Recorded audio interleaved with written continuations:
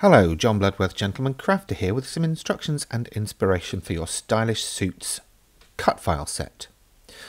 So this one I'm showing you is a full-on, fully complete card with suit, waistcoat, tie and shirt.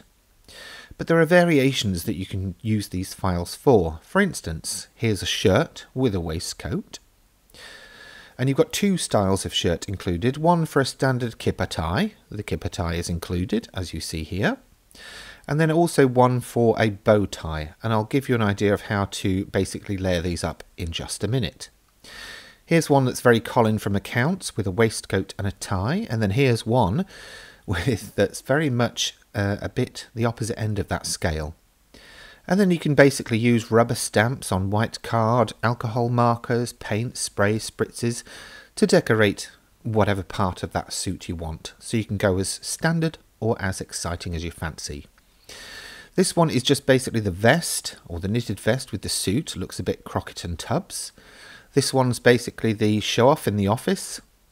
This one is a standard one, but with the flashy tie.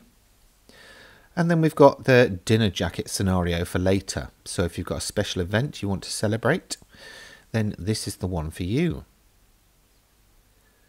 Now, let's take a look at some of the bits. Excuse me.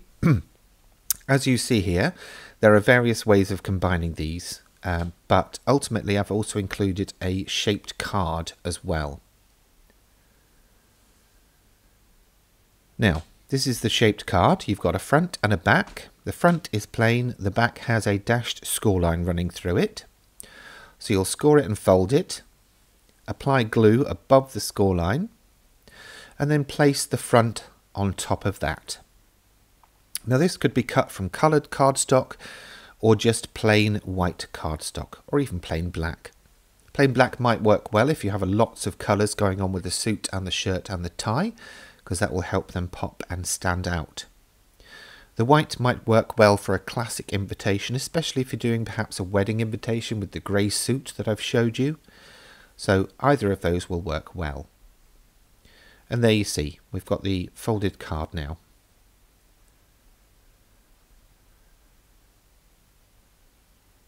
Now on the front we can put, as we've seen, any combination of bits and pieces. So let's take a look through some of those.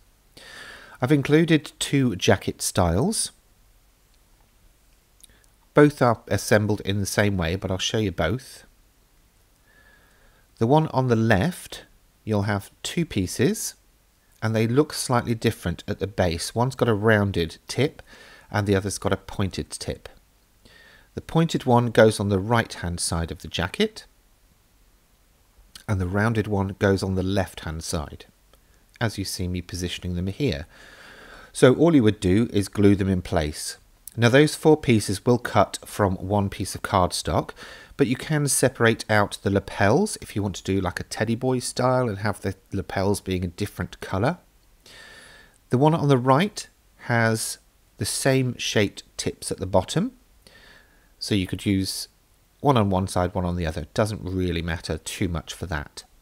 Just glue them in place and then keep them to one side ready to put on your project. Now I'll move those to one side.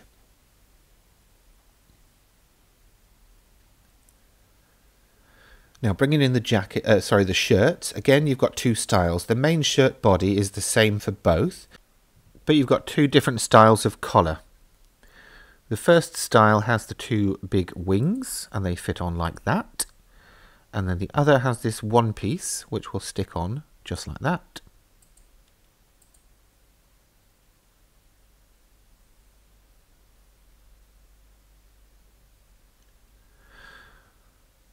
For the large collar pieces, you'll just put two dabs of glue, as you're seeing me do here.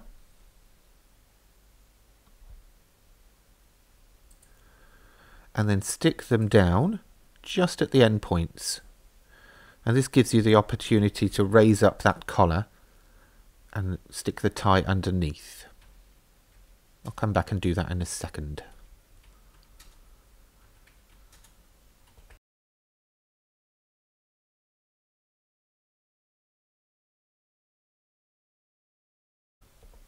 For the second style, you'll put some glue along the base. Don't put it on the wingtips of the collar, because they'll need to fold over. You're best to score those as well with a sharp stylus, as it's quite a thin piece that you'll need to fold over.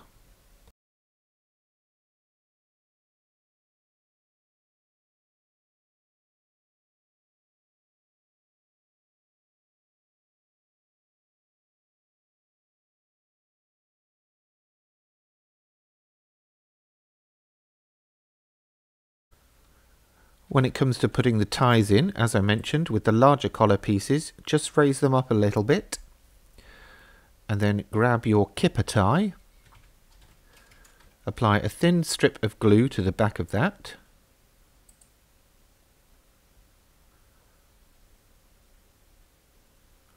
slip it underneath the collar and then line the tip up with the dashed score line that runs down the middle of the shirt.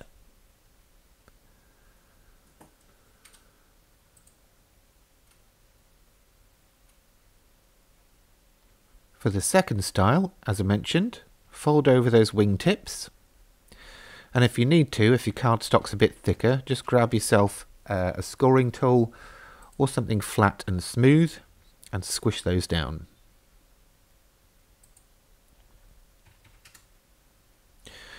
Then you're going to put a bit of glue in between those wingtips, take the bow tie and press it down into that.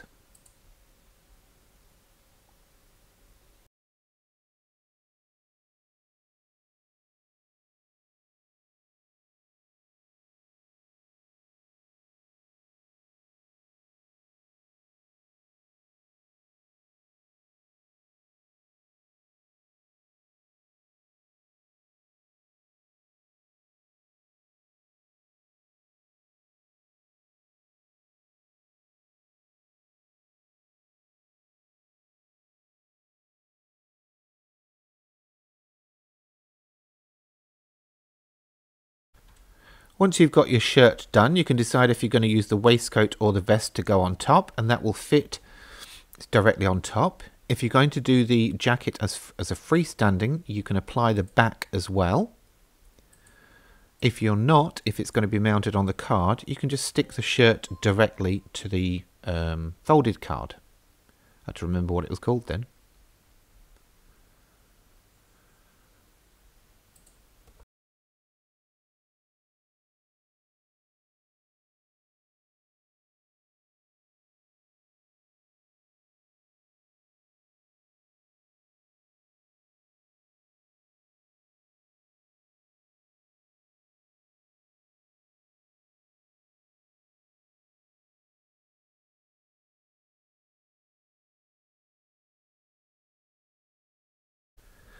When you've got the shirt in position, again, you can decide if you're using a vest or a waistcoat.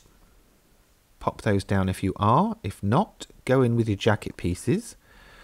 I've chosen to stick the right-hand side piece down first. There is an overlap, as a jacket would, and it's up to you whether you prefer the right-hand side to overlap or the left-hand side.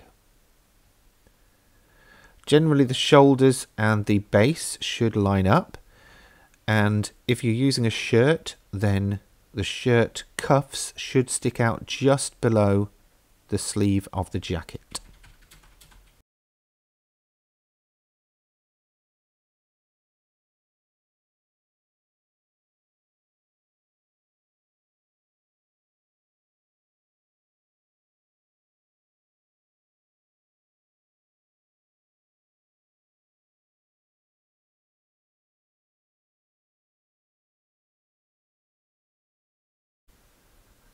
And there we go. There's a shirt, tie, jacket and card fully assembled. And of course, I showed you earlier a variety of ways that you can decorate this. As you see here, the shirt sticks out just below those sleeves, and again I've applied the back.